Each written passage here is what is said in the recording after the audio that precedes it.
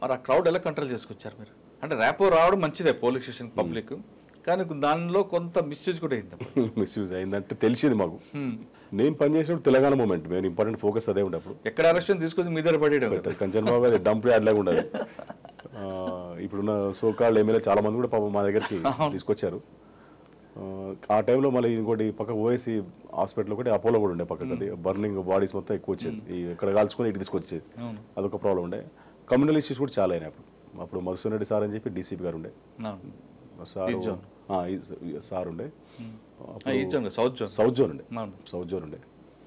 అప్పుడు కూడా ఈ హుస్సేన్ ఆలం లిమిట్స్లో ఇక్కడ చాలా ఇన్సిడెంట్స్ అయినాయి. ఏకే ఖాన్ గారు ఆ టైంలో ఒక ఇన్సిడెంట్ జరుగుతుందండి, కమ్యూనల్ అయింది, 3 రోజులు కర్ఫ్యూ కూడా పెట్టారు. దాని ఇంపాక్ట్ మీకుందా? ఉన్నది. మేమందరం బందోబస్తు డ్యూటీలో ఉన్నాం అందరం, హుస్సేన్ ఆలం లిమిట్స్ అక్కడక్కడ. అప్పుడు దాన్ని కూడా నయీం కూడా అప్పుడు ఇంటర్ఫియర్ ఉండే కొన్ని కేసులు అక్కడ. నయీం చాలా కేసులు ఉన్నాడు మీ దగ్గర, కంచన్ బాగ్ పక్కన సంతోష్ నగర్ ఇవన్నీ కూడా ఉన్నాడు. నేను మీకు నెక్స్ట్ చెప్తాను, మీకు అది ఆ ఇన్సిడెంట్ కూడా చెప్తాను, తనతో కూడా ఇంటరాక్షన్ ఎట్లయిందో మాకు. అక్కడి నుంచి ఇన్స్పెక్టర్ చౌటుపల్లి వెళ్ళిపోయాను మళ్ళీ, అది ఇందాక నేను చెప్పాను కదా, చౌటుపల్లి సిఐకి వెళ్ళిపోయాను. అక్కడ ఆల్మోస్ట్ 2.5 రామన్నపేట చేశాను first, CI Ramannapet. Okay, 1.5 year చేశాను అక్కడ. 1.5 year రామన్నపేట తర్వాత అగైన్ మళ్ళీ ఇక్కడికి చౌటుపల్లి సిఐ వచ్చాను, పక్క సర్కిలే ఉండే. చౌటుప్పల్లో ఉన్నప్పుడే అంతమ్మగూడెం అని ఒక విలేజ్ ఉంది అక్కడ. అంతమ్మగూడెం అని ఒక విలేజ్ ఉంది. అంతమ్మగూడెం విలేజ్లో కోనపురి సాంబశివుడు తమ్ముడు రాములు అని ఉండే, కోనపూరి రాములు మర్డర్ అయిన తర్వాత ఈ నయీం మనసులే మర్డర్ చేశారు. అతను నేను ఉన్నప్పుడు చాలాసార్లు వచ్చాడు పోలీస్ స్టేషన్, వాటితో హాని ఉంది థ్రెట్ అని చెప్పి, లైఫ్ థ్రెట్ అని చెప్పని. కోనపూరి రాములు ఆ విలేజ్లో ఈయనను అటాక్ చేయడానికి నైట్ ఒక ప్రోగ్రామ్ ఉండే ఇక్కడ, ధూమ్ధామ్ ప్రోగ్రామ్ ఉండే, తెలంగాణ టైం అది, తెలంగాణ మూమెంట్ మంచి నడుస్తు స్టార్టింగ్ స్టేజ్లో అది. అక్కడికి ఒక డిఫరెంట్ గ్యాంగ్స్ ఒక 12 members పంపించాడు నయీం. అంటే ఒక పర్సన్కు సేమ్ పర్సన్ చంపడానికి అటాక్ పోతున్నాడు తెలియదు, అది ఆపరేషన్ అట్లుంటుంది నయీంది. ఎలా మళ్ళీ చెప్పండి. సపోజ్ నేను నయీం ఎవరైనా చంపాదలుచుకుంటే పర్సన్స్ హైర్ చేస్తారు కదా, హైర్ చేసిన పర్సన్స్కి ఒకరికొకరికి పరిచయం ఉంటుంది, మళ్ళీ టార్గెట్ ఒకటే ఉంటుంది, అది చెప్పండి టార్గెట్ అది. అంటే ఒకటి మిస్ అయినా ఇంకోటి వేయాలండి, అది అట్లా ఉంటుంది స్కెచ్ అది. ఓకే, నేను ఉన్నప్పుడే అప్పుడు నేను ఇది మన రామన్నపేట సీఏ ఉన్నప్పుడు కూడా ఒక ఇన్సిడెంట్ జరిగింది. ఒక ఇంట్లో వాని టార్గెట్ ఒక ఇద్దరిని చంపాలనుకునేవాడు, 2-3 పాములు ఇచ్చినవాడు. అది ఈ టైప్ ఆ నేచర్ అక్కడ చూడలేదు ఫస్ట్ టైం. అది పాములు లోపలికి వెళ్ళి మనం కాడేస్తే ఏం కేసు పెడతాం, మేము ఏం కేసు పెట్టాలి చెప్పండి, మాకు తెలుసు అది నయీం అని. అది బ్లాక్ కోబ్రా అని చేస్తుంది. ఆ ఇన్సిడెంట్ కూడా చూశాను నేను. అయితే ఈ అంతమ్మగూడెం విలేజ్లో అప్పుడు అది ట్రేస్ చేసినాం మేము, ట్రేస్ చేసి బిఫోరే వాడిని అరెస్ట్ చేస్తే పాప అతను ఊరికి రాలే, కోనపూరి రాములు అని వెళ్ళిపోయిన తర్వాత మేము ఎవరిని అరెస్ట్ చేశారు మీరు? కొంతమంది నయీం అనుచరులు, వాళ్ళు ఏమన్నారండి? కన్ఫ్యూషన్ 11 members అరెస్ట్ చేసినాం మేము. 11 members ఆయనే పంపించాడు. 11 members డిఫరెంట్ పబ్లిక్. మళ్ళీ అందులో కొంతమంది సరెండర్ నక్సలైట్స్ కూడా ఉండేవాళ్ళు అక్కడ, మన ఆల్ ఏరియా లిమిట్స్ అక్కడ. కొందరి దగ్గర వెపన్స్ కూడా రికవర్ చేసినాం అప్పుడు మేము, టపంచా వెపన్స్ అవన్నీ రికవర్ చేసిన తర్వాత రిమాండ్ చేసినాం. యాక్చువల్లీ నేను పెట్టిన కేసులో నయీమే. నైట్లో థ్రెట్ చేస్తుండే మాకు, నేను లేపేస్తాము చంపుతావు, నువ్వు హైదరాబాద్ పోతుంటావు కదా అని చెప్పాను 3 సార్లు. ఫోన్ కూడా చేశాడు, థ్రెట్ కూడా చేసాడు బాబు. ఎస్పీ గారు కూడా చెప్తే పోస్ట్ పెట్టుకో, నాకేమైతే సరైన ప్రాబ్లం ఉండకపోయాయని చెప్పి, అంత పెద్ద నెగ్లియరే ఉంటుంది, పెద్ద పట్టించుకోకపోతుంది. కాకపోతే ఏంటంటే ప్రభాకర్ సార్ అండి, కాకపోతే ఏంటంటే ఎప్పుడు కూడా పోలీసు జోలికి ఎప్పుడు రాలే. ఒకటే నాకు ఉండే, తిరుపతి సార్ అడిగిన నేను, అయితే మన దగ్గరికి అయితే రాడని చెప్పన్నాడు. ఫస్ట్ నేను కొంచెం బ్రైబ్ ట్రై చేసి ఉన్నాను, నేను ఒప్పుకోయేసరికి ఈ విధంగా థ్రెటనింగ్ స్టార్ట్ అయింది. ఏమని ఇచ్చాడండి? ఏదో సమ్ చంపుతామని బెదిరించాడా? బెదిరించాడు. తర్వాత కంటిన్యూ కాల్స్ వచ్చినాయి. తర్వాత వాడు అబ్స్కాండింగ్ కూడా నేను అక్కడి నుంచి వెళ్ళిపోయాను. వాడు చంపుతామని బెదిరించినప్పుడు మీరేమన్నారు? ఏమన్నా నేను ఏమన్నానంటే అది నేను కొంచెం ఆర్షినే మాట్లాడాను. సాధారణంగా పోలీసులు సపోర్ట్ తోనే వాడు రెచ్చిపోతాడు కదా, అటువంటి పోలీసులు. ఈ కేసు ఒక డిఫరెంట్. ఇది ఒక నవీన్ గులాటి అని ఎస్పీ ఉండే, సారీ ఫస్ట్ నేను అరెస్ట్ చేసినప్పుడు నవీన్ గులాటి ఉండే. ఓకే, నవీన్ గులాటి తర్వాత ప్రభాకర్ సార్ వచ్చి. ఓకే, సాధారణంగా వాడు పోలీసులు దన్నుతోనే కదా ముందుకు రెచ్చిపోయేది, పోలీసు అండతోనే అని ఒక ప్రచారం ఉంది కదా. కానీ పోలీసులకే వార్నింగ్ ఇచ్చాడంటే అది ఒకటే కేసు, ఫస్ట్ కేసు అనుకుంటా నాకు తెలిసింది, అది నాకే జరిగింది, నేనే ఫేస్ చేసినది. ఓకే, తర్వాత అక్కడి నుంచి 2.5 years పనిచేసాను అక్కడ. సార్ ఉన్నారు డిఏ డిటెక్టివ్ ఇన్స్పెక్టర్ కొద్దిరోజు పనిచేసిన. సార్ చౌటప్పలు రామన్ కూడా చేస్తున్నప్పుడు మీరు చెప్పారు బ్లాక్ కోబ్రా అనేది ఇంట్లో, మరి వాడి మీద అందులో కూడా ఏమని పెట్టారా? పెట్టలే, అది కంప్లైంట్ నో ఎవిడెన్స్. ఎలా ఐడెంటిఫై చేస్తారు? తెలిసింది మాకు తర్వాత.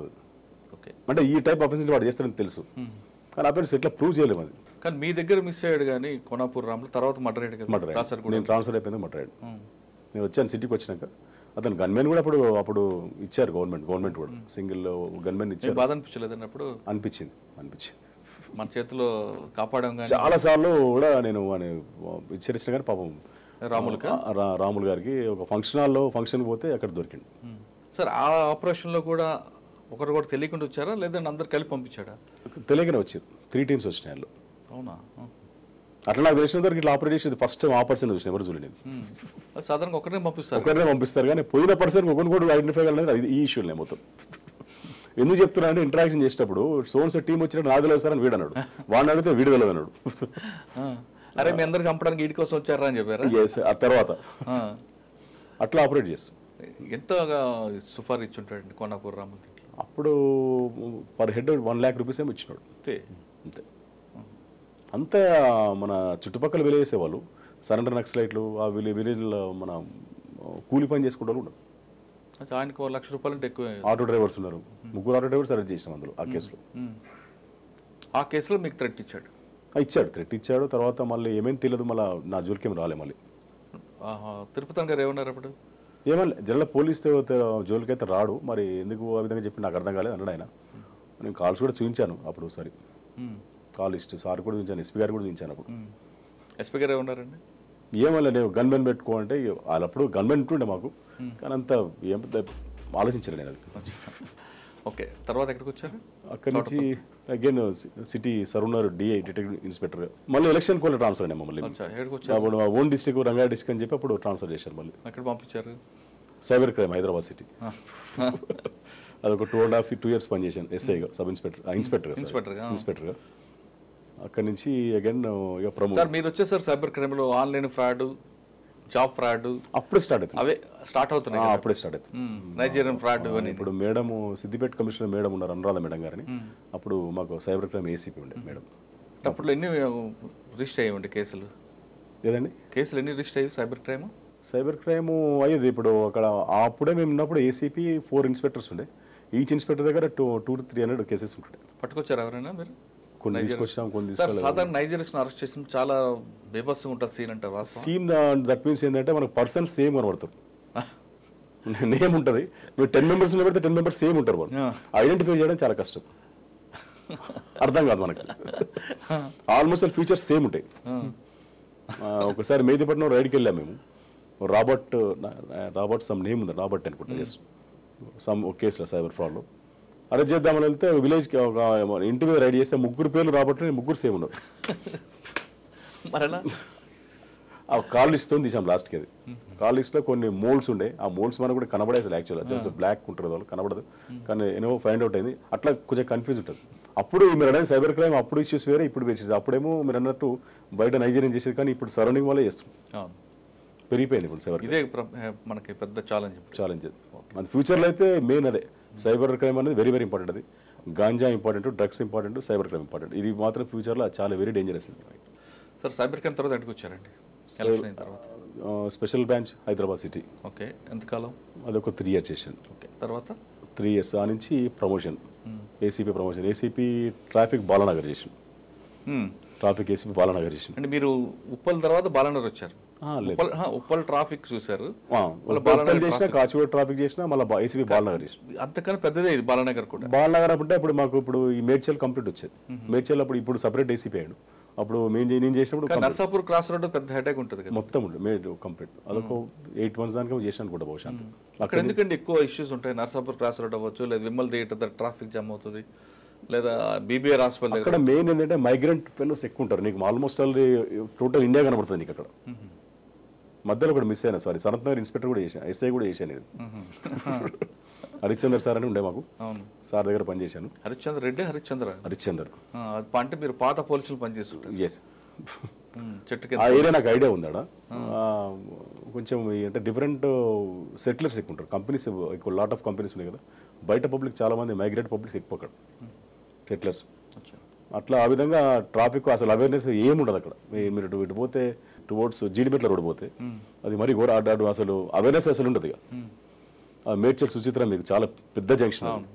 అప్పుడు మన సీఎం గారు ప్రోగ్రామ్ డైలీ ఉంటుండే మాకు ఆల్మోస్ట్ ఆల్. ఇది మనకు up to Shamirpet Gajwel border వరకు వస్తున్నాయి మాకు. ఓకే. టఫెస్ట్ డ్యూటీ అది. డైలీ ఆల్మోస్ట్ ఆల్ మేము మొత్తం రోడ్ల మీద ఉంటుంది మొత్తం. సార్ మీకు ఎక్కువ రోడ్డు మీద జాబ్ ఉంటుంది, ట్రాఫిక్ మీకు ఆఫీస్ అంటే కనిపించదు. మరి ఎలాగండి ఎంత ఇన్కన్వీనియన్స్ ఉంటుందా? మీరు ఎప్పటి నుంచి చూసినా సరే బాలనగర్లో ఆ నర్సాపూర్ క్రాస్ రెడదారు బండిలో కూర్చొని ఉండేవారు. నేను చాలాసార్లు చూసా. అయితే అటు లేదంటే నర్సాపూర్ రోడ్డు లేదంటే కుక్కటిపల్లి వై జంక్షన్ వైపు ఈ బళ్ళు మీకు వెహికలే ఆఫీసా? ఆల్మోస్ట్ వెహికలే అంటే ఏసీపీ లెవెల్లో ఉండదు అనుకోండి, ఇన్స్పెక్టర్స్ కూడా. మీకు ఏసీపీ లెవెల్లో కూడా అక్కడ ఫతేనగర్లో ఉండేది ఆఫీస్ అనుకుంటా. ఇందులోనే ఉండదు. మనం అది ఉండే కదా, మనం టువర్డ్స్ జీడిమెట్ల రోడ్ ఉండే. పాత సిసిఎస్ లోపల ఉండదు అందులో. సిసిఎస్ ఐడియల్ కాలనీ లోపల ఉండే. తర్వాత బాలనగర్ తర్వాత అంటే బాలనగర్ నుంచి ఎక్సైజ్కి వెళ్ళిపోయాను. ఎక్సైజ్ 3 years చేశాను. ఏముందండి వర్క్? ఎక్సైజ్ టాస్క్ ఫోర్స్లో మనకి మెయిన్ ఇంపార్టెంట్ యాక్చువల్గా అక్కడ ఎక్సైజ్లో మా 4 పోస్టులు ఉంటాయని, 2 డిఎస్పీలు 2 ఇన్స్పెక్టర్స్. ఇవి మన డిప్యుటేషన్లో పనిచేయచ్చు, 1 అడిషనల్ ఎస్పీ ఆల్సో. ఈ 4 పోస్టు మనం సివిల్ పోలీస్ నుంచి అలా డిప్యుటేషన్లో పనిచేయచ్చు. అందులో కూడా అది కూడా బాగానే ఉంటుంది జాబ్ అది. అంటే దానిలో ఎన్ఫోర్స్మెంట్ ఉంటుంది, తర్వాత ఇన్కమ్ పర్పస్ గవర్నమెంట్ ఇన్కమ్ ఎట్లా రావాలి, మీ 2 రకాలు ఉంటుంది. అంటే గవర్నమెంట్ ఇన్కమ్తో పాటు ఆఫీసర్ ఇన్కమ్ కూడా ఉంటుంది అంటారు. అది ఎక్సైజ్ డిపార్ట్మెంట్లో మేము డిప్యుటేషన్కి వెళ్ళాము కదా. అందులో మెయిన్ ఇంపార్టెంట్ ఏంటంటే ఈ గంజా కేసెస్, తర్వాత ఎంఆర్పి రేట్స్ అని ఉంటాయి, తర్వాత ఇప్పుడు కల్తీ ఉంటుంది, మనం డైల్యూషన్ అంటారు దాన్ని.